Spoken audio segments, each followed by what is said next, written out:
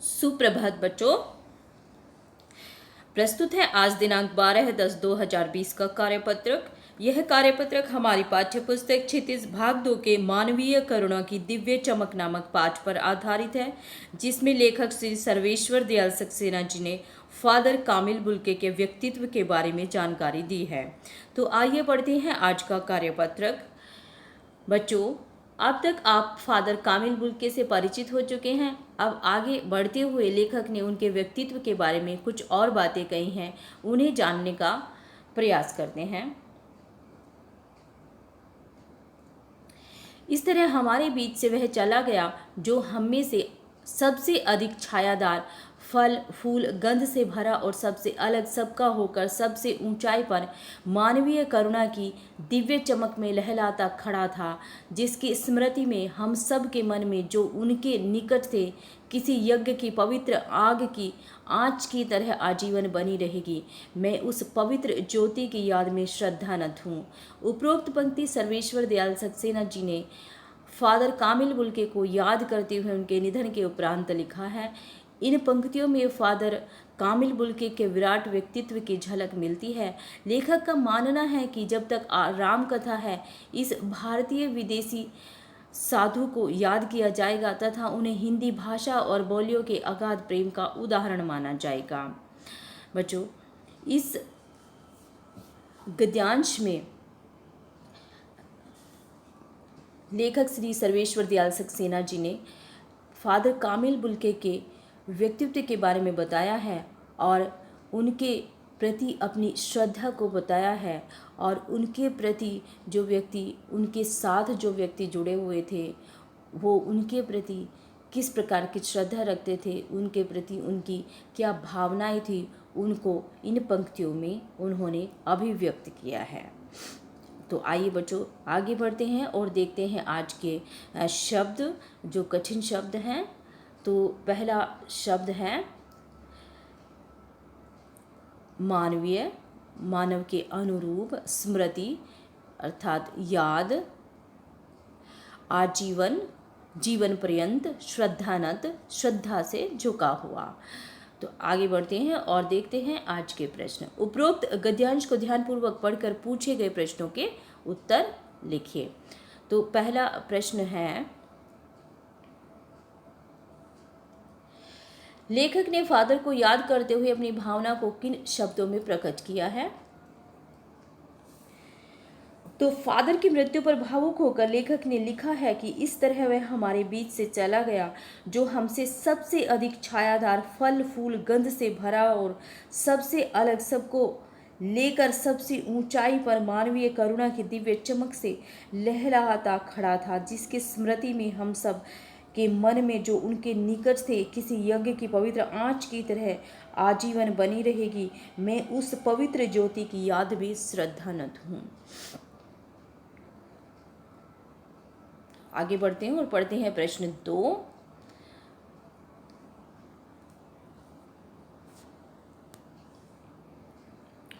तो प्रश्न 2 है कि फादर के लिए मानवीय करुणा की दिव्य चमक का संबोधन क्यों किया गया है? तो फादर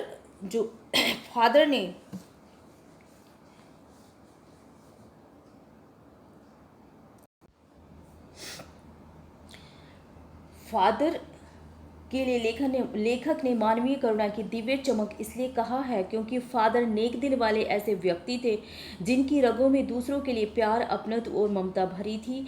वह लोभ, क्रोध, कटुभाषिता से कोसों दूर रहते थे।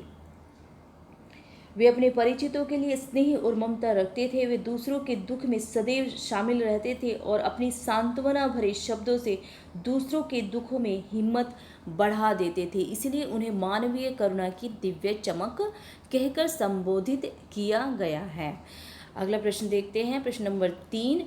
फादर को विदेशी साधु कहकर क्यों संबोधित किया गया है?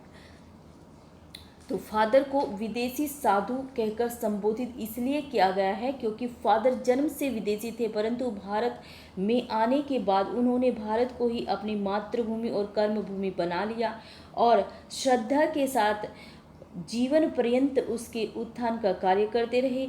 इसलिए उन्हें विदेशी भारतीय साधु कहा गया है। अगला प्रश्न देखते हैं, प्रश्न नंबर 4, प्रस्तुत पद में पवित्र ज्योति शब्द से क्या अभिप्राय है?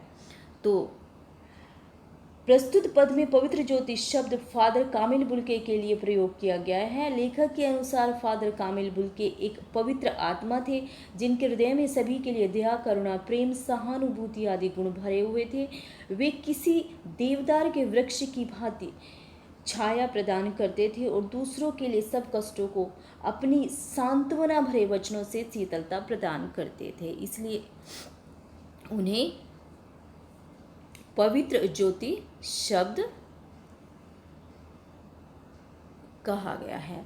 तो अगला प्रश्न देख लेते हैं कि कुछ ऐसे व्यक्तित्व हुए हैं जिनका जन्म भारत में हुआ किंतु उन्होंने अपनी कर्मभूमि किसी और देश को बनाया। ऐसे व्यक्तियों की जानकारी एकत्र कर सूची बनाइए तथा उनके कार्य और योगदानों को लिखिए।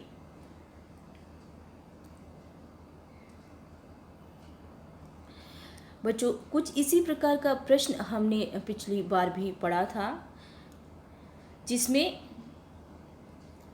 प्रश्न कुछ थोड़ा सा अलग था, जिसमें हमें कुछ ऐसे व्यक्तियों के नामों की सूची बनानी थी जिनका जन्म तो बाहर हुआ है लेकिन उन्होंने कर्मभूमि भारत को बनाया है। और अब की बार जो हमें प्रश्न मिला है वह है कि जिनका जन्म भारत में हुआ है लेकिन उन्होंने कर्मभूमि किसी और देश को बनाया है। तो ऐसे बहुत सारे व्यक्ति हैं, बहुत सारे लोग हुए हैं जिन्होंने भारत में जन्म लेकर विदेशों में जाकर के बहुत सारे ऐसे महान कार्य किए हैं और हमारे देश, अपने देश भारत का नाम रोशन किया है। तो ऐसे लोगों के नाम बताने हैं जिनका जन्म भारत में हुआ है लेकिन उन्होंने कर्मभूमि किसी और देश को बनाया है। तो ऐसे लोगों की, ऐसे व्यक्तियों की जानकारी एकत्र कर उनकी एक सूची बनाइए और उनके कार्य और योगदानों का वर्णन कीजिए। तो यह कार्य आपको स्वयं करना है। स्वयं आप ऐसे लोगों के बारे में जानकारी एकत्र करेंगे और एक सूची बनाकर उनके बारे में संक्षिप्त जानकारी देंगे। इनमें से एक नाम मैं आपको बता देती हूँ, लेकिन आपको और नामों की खोज भी करनी है। आपने कल्पना चावला का नाम अवश्य ही सुना होगा। कल्पना चावला जो 2 बार एक अंतरिक्ष मिशन पर गई थी, तो उनका नाम आपने अवश्य ही सुना होगा। इसी प्रकार बहुत सारे और लोग भी हैं जो भारत में जन्म लेकर या भारतीय होकर जिन्होंने भारत से बाहर जाकर अपनी कर्मभूमि बनाई और भारत का नाम रोशन किया। तो आइए जान लेते हैं कोविड-19 के संदर्भ में एक संदेश। नियमित रूप से अपने हाथों को साबुन और पानी से धोएं। संदेश को एक बार फिर सुन लें। नियमित रूप से अपने हाथों को साबुन और पानी से धोएं। बच्चों, आशा है कि आपको आज का कार्यपत्रक समझ आ गया होगा और आप सभी इसको भलीपूर्वक कर सकते हैं। तो आज के कार्यपत्रक में इतना ही। मैं मिलती हूँ आपको अगले कार्यपत्रक में। तब तक के लिए आप पढ़ते रहिए और स्वस्थ रहिए।